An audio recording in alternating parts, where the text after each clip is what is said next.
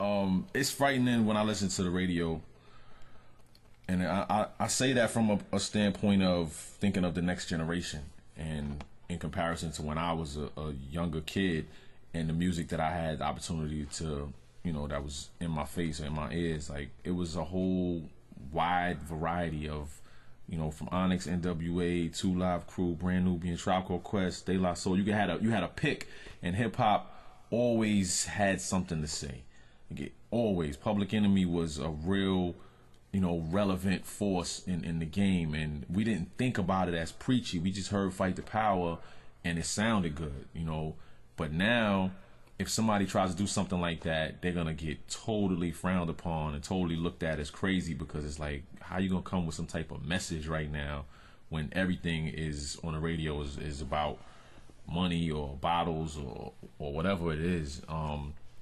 And to me, I have no problem with that. Like, we've always had party music. We've always had stuff that is just stuff you don't want to think. You want to have fun, and that's cool, because we all party, we all go out. But at the same time, I just feel like if it keeps going in that direction, it's gonna keep watering down and keep getting watered down, and hip hop is not even gonna have any type of life. Like, it's right now, it has very little soul. The music you hear on the radio is real generic. Even the music itself, not even just the songs and the concepts, the content, the sound of it is real, just, drum patterns, change ups, and real hard stuff. So I don't know where it's going to go in the next 5 years. I'm afraid, because I don't know what the demand is. Like, I don't know if people just turn to music so they can forget their worries, or if they turn to it so they can hear stuff that they relate to, so they can get some type of relief, feeding. I'm not sure.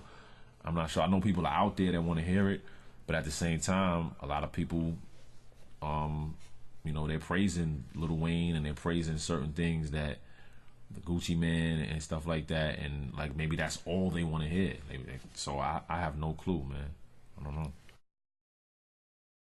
Man, it's a combination, because you think about the DJs that have the opportunity to play some real music, or music where somebody's saying something, and they would probably choose to play something else.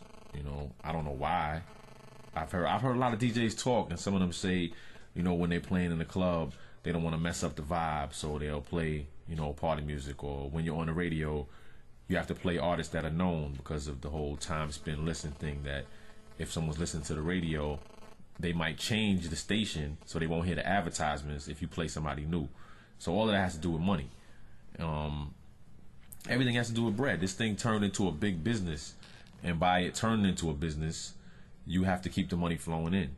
So somebody like me, who may have a great record on this album, that people like, yo, what's your single?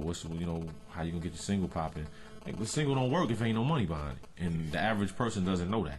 Like, we can have the hottest song in the world, just like some people have the most terrible songs in the world, but you hear them all day because there's money behind it. And again, this is not a complaint. I'm not, saying the game is messed up, because it is what it is. But I just think people have to understand why. What was the original question? It was whose fault? Whose fault? Yeah, I don't know. If you look at the big record companies, they're even in trouble right now, and it might be because they were so focused on the dollar, and signing these people and putting a whole bunch of money into the wrong thing, and now they're doubling back trying to figure out how to make money. The artists themselves, if you're an artist, you're gonna do what you're gonna do. You know what I mean? If you from the South and the people around you like a certain type of music, that's just gonna happen, man. You know what I'm saying? We got a guest right here. Guess you got something to say? Yeah. Anything can happen in the chamber music offices. You just never know. Like that's hollow wax. You just never know. It's hollow wax in the building. Holla back. Yeah, man. I don't know who to blame, man. Blame hollow wax.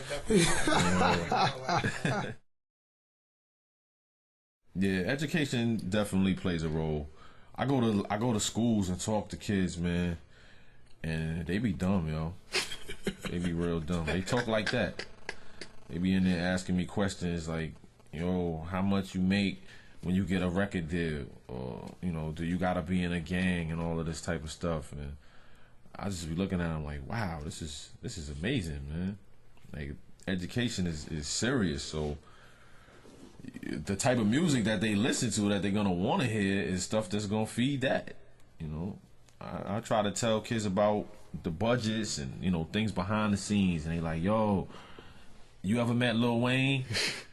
I'm like, damn, man, this is tough, man. Brainwashing almost. Yeah, man.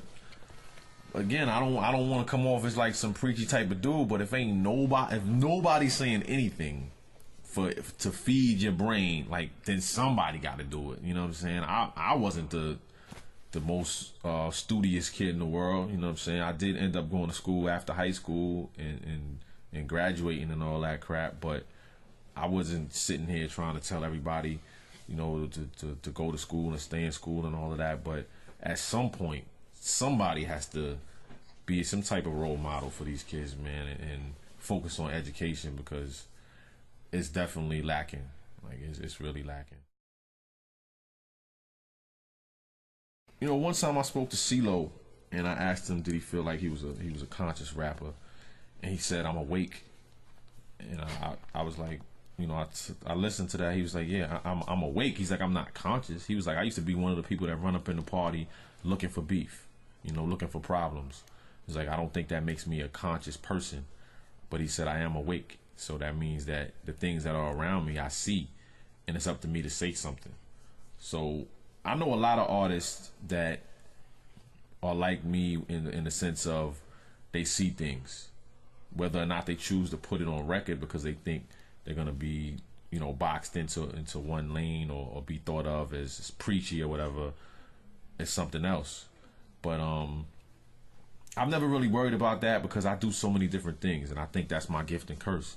That when you pick up a Stimuli record or CD, that you don't really know if this guy is trying to tell you to not be involved in violence, or to tell you to get money, or tell you to, you know, get mad bitches or whatever. It's not really one direct message, because I'm all over the place, and I'm a human being, and that's okay. So I don't walk around conscious, you know. I don't preach back to Africa or nothing like that. You know, I just talk about what I feel and what I see. So if some of the album makes somebody feel like they need to get their life right, or that I'm telling them that they need to be a better human being, you know, it just is what it is for that moment. Like, you know, my next joint might be all party records and, you know, telling people to strip and shit. So whatever. Yeah, I'm writing a book right now. It ain't conscious either. I'm writing a bathroom book, you know, honestly, with all my blogs and shit. I do these Is It Me blogs where I just observe craziness, and I put them up on a couple of websites, on my Facebook and all that. So I'm putting all those together. Outside of that, I don't think I'm doing like no memoirs or nothing crazy deep. But you never know.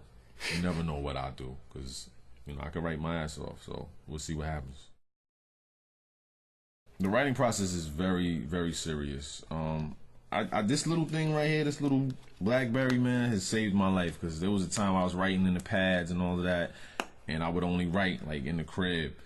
And when I got signed, I was realizing I was all over the place. So having this thing right here, I got like over 1,000 writings in the BlackBerry, and the process for me it comes from different places. Like, I don't really remember where I am a lot of times.